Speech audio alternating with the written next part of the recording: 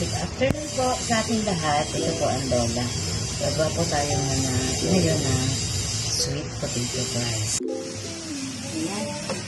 Nakalatulog na po ang ating potato fries. Nalagyan na po ang ating sugar. Kunti lang po sugar. Para lang may tamis siya ng konti. Ito magkakasama po talaga yung potato. Yung sweet potato. Pero para sa atin po, sayang po. Mas masarap po na lagyan natin ng konti. Para may tamis siya ng konti.